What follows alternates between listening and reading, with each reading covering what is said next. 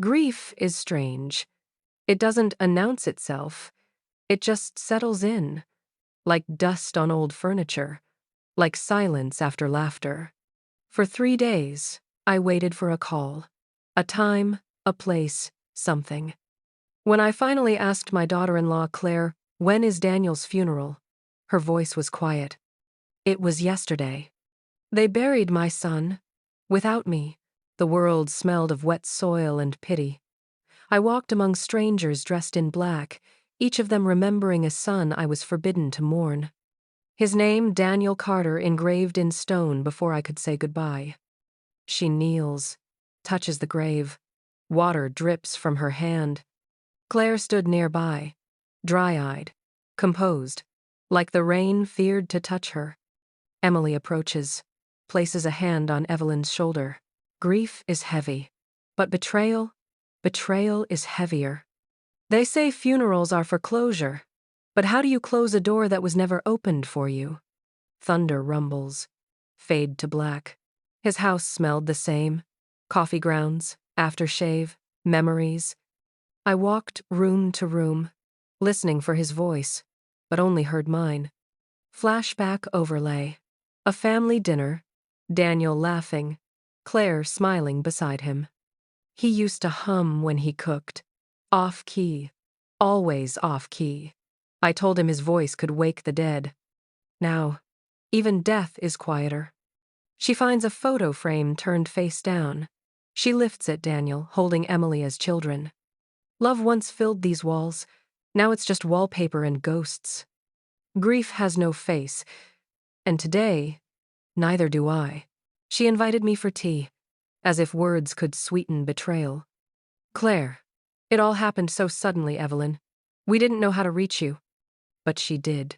She had my number, my address, my heart in her hands.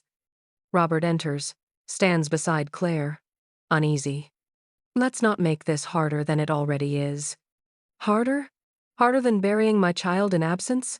Harder than being erased from my own family? Claire looks away. Emily stares at the floor. The air was heavy.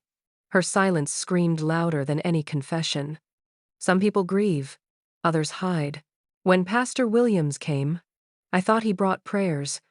Instead, he brought questions. Pastor Williams. He looked troubled, Evelyn. Restless those last days. Restless. That word haunted me. It sat with me long after he left. Daniel wasn't restless. He was careful, always cautious, always kind. Wind brushes curtains. Candle flickers.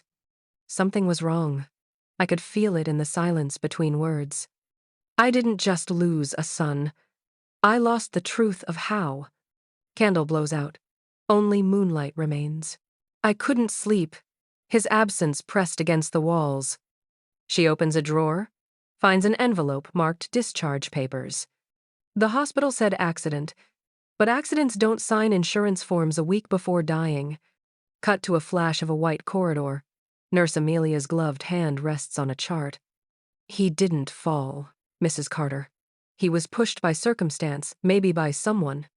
Thunder rolls. Present-day Evelyn drops the papers onto the bed.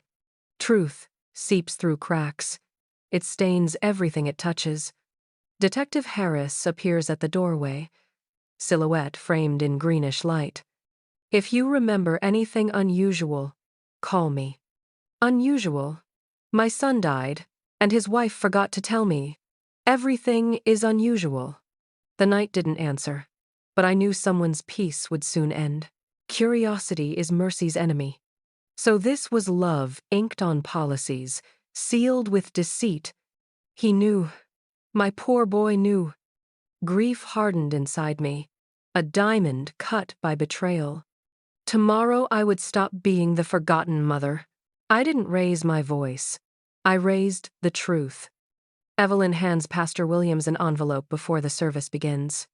He reads aloud Daniel's letter, revealing Claire's affair and fraud. Murmurs swell. Claire stiffens, glass slipping from her hand. No fire, no fury, just silence turning on its maker. Claire's posture collapses.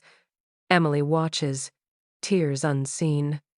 Revenge doesn't shout, it whispers, "Remember me." Morning finally came. The world smelled of forgiveness. I told him the truth had been set free. That love, his kind of love, deserved honesty. Emily stands behind her. Silent support. They'll speak of what I did, perhaps call it cruel, but sometimes justice wears a mother's face. Rest now, Daniel. The noise has ended. The house breathes again, not with laughter, but with truth. She closes a photo album, sets it gently on the table. I wasn't meant to attend his funeral, but I was meant to remember. And remembering is how love survives the lies. If this story touched your heart, please like, subscribe, and share. It helps these stories live on, one soul at a time.